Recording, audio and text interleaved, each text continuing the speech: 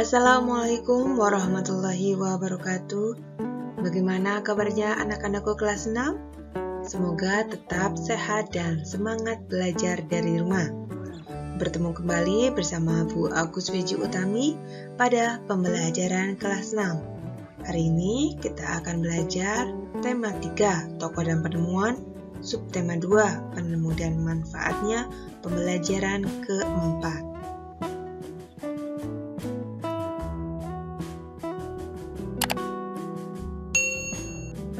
Tujuan pembelajaran untuk hari ini yaitu 1.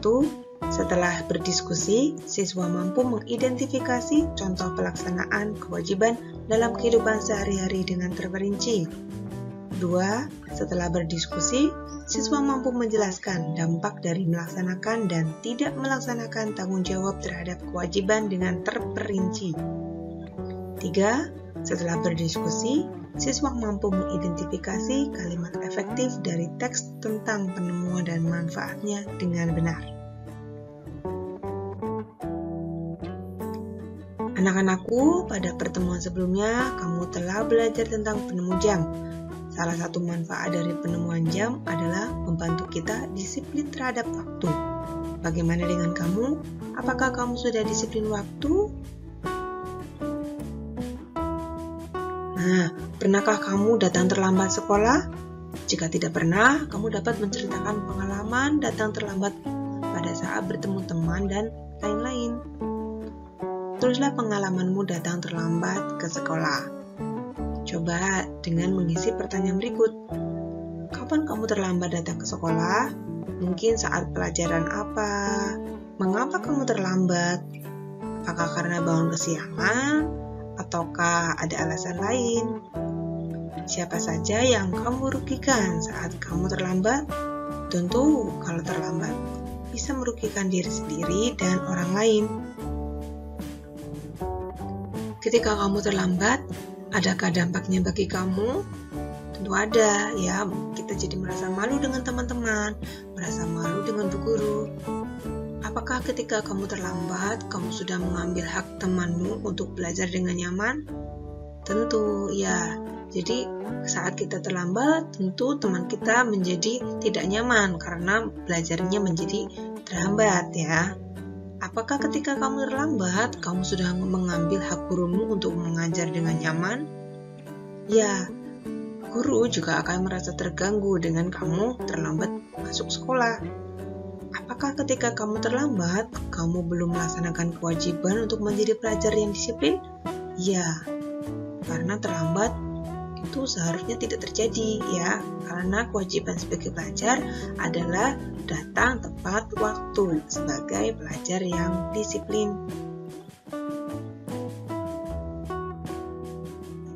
Apa yang menjadi rencanamu supaya kamu tidak terlambat lagi? Kamu bisa belajar mengatur waktu dengan tidur malam lebih awal sehingga bangun tidak kesiangan, ya. Kemudian bisa juga dengan menyalakan alarm atau meminta bantuan kepada orang tua atau kakak untuk membangunkan kamu lebih awal. Datang tepat waktu ke sekolah adalah salah satu kewajiban kita sebagai pelajar. Ketika kita tidak melaksanakan kewajiban itu akan membuat orang di sekitar kita menjadi tidak nyaman. Akibat jika melalaikan kewajiban antara lain akan mendapat sanksi atau hukuman, mengurangi nilai sosialisasi dengan tidak disukai orang, kemudian menilai diri buruk. Ayo laksanakan kewajibanmu dengan tanggung jawab, ya.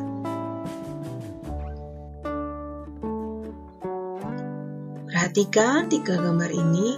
Ada 3 gambar, ya, masing-masing bisa kamu lihat. Gambar pertama, seorang anak yang membuang sampah sembarangan. Gambar kedua, gambar seorang yang belajar tetapi sepertinya malas belajar, ya. Tidak semangat belajar. Kemudian gambar ketiga, ketika belajar berkelompok bersama-sama. Mari kita identifikasi berdasarkan gambar tersebut. Dari pertanyaan pertama, apa kewajiban kita sebagai pelajar? Kalau gambar pertama sebagai pelajar, membuang sampah pada tempatnya. Gambar kedua, kita wajib untuk belajar dengan giat, belajar dengan semangat. gambar ketiga berarti kita wajib tugas kelompok dilakukan bersama. Jadi tugas kelompok dilakukan bersama tidak hanya pada satu orang saja yang bekerja. Kemudian, apakah mereka sudah melaksanakan kewajiban sebagai pelajar? Gambar pertama tentu belum karena buang sampah sembarangan. Gambar kedua juga belum. Gambar ketiga sudah. Apa dampak bagi diri sendiri? Pada gambar pertama, bisa menjadikan sakit karena ketika kita buang sampah itu tentu akan banyak kuman yang mungkin bisa menyebar. Gambar kedua, nilai menjadi jelek. Gambar tiga, belajar bertanggung jawab.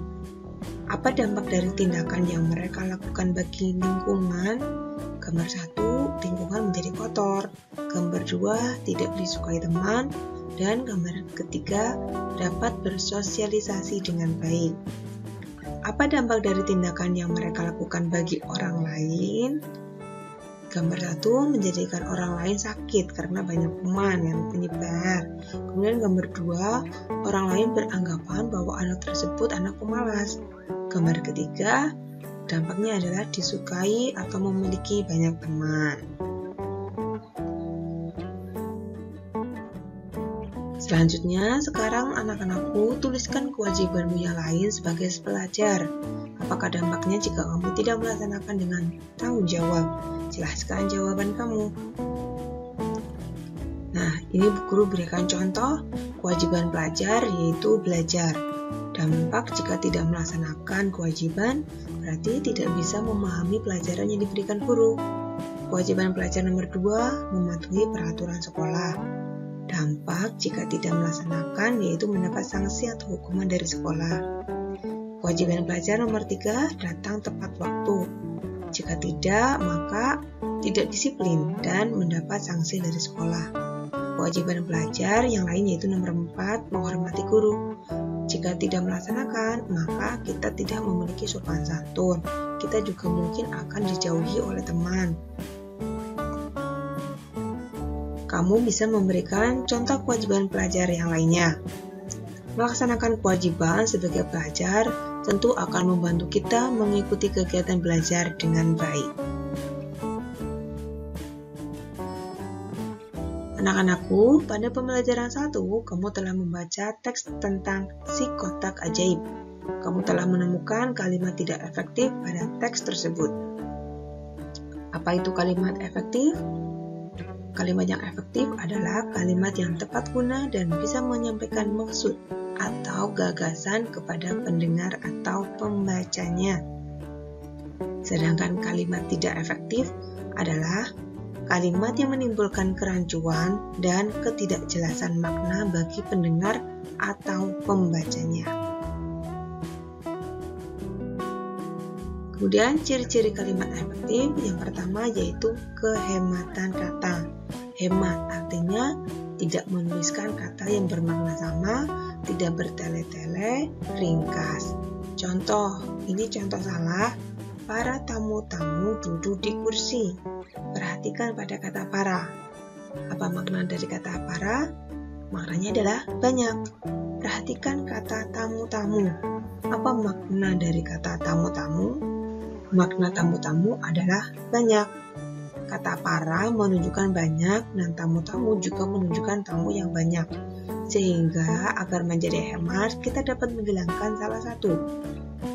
Ya, ini kalimat efektifnya bisa menjadi tamu-tamu duduk di kursi atau para tamu duduk di kursi. Berulangi sehingga kita dapat menghilangkan salah satu. Kita dapat menggunakan para saja atau tamu-tamu saja, tetapi tidak digunakan bersama-sama.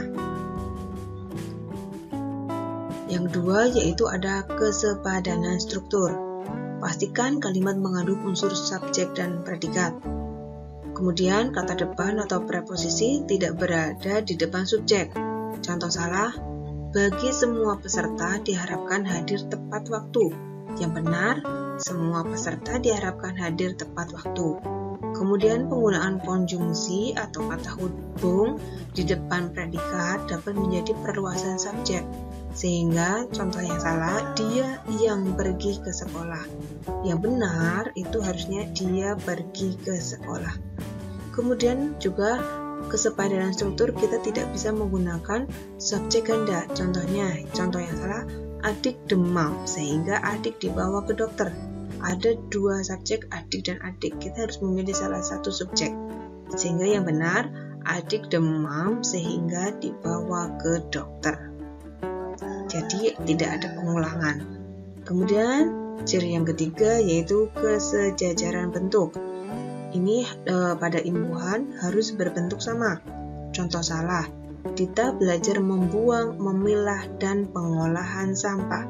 Perhatikan pada kata membuang, memilah itu awalannya adalah me, kemudian pengolahan awalannya pe. Tentu ini tidak sejajar. Ya, sehingga pada kata pengolahan diganti menjadi mengolah. Sehingga yang benar adalah Dita belajar membuang, memilah, dan mengolah sampah. Yang keempat cirinya yaitu ketegasan makna. Penegasan kalimat untuk kalimat perintah, larangan, ataupun anjuran yang umumnya diikuti partikel lah ataupun pun. Ya, contoh yang salah. Kamu sapulah lantai rumah agar bersih. Itu berada kamunya di depan ya. Nah, itu bisa diubah menjadi kamu menjadi disingkat kumu. Sapulah lantai rumahmu agar bersih. Itu menjadi lebih efektif. Ciri yang kelima yaitu kelogisan kalimat. Untuk menghindari kesan ambigu atau bermakna lebih dari satu sehingga kadang-kadang menimbulkan keraguan, kekaburan, ataupun ketidakjelasan, kita harus bisa melogiskan kalimat. Contoh, kucing makan tikus mati. Tentu bisa menimbulkan ketidakjelasan, ya mati tikus atau kucing.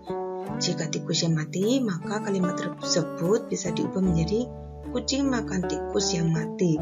Tetapi jika kucing yang mati bukan tikusnya, maka kalimat tersebut bisa diubah menjadi kucing makan tikus lalu mati.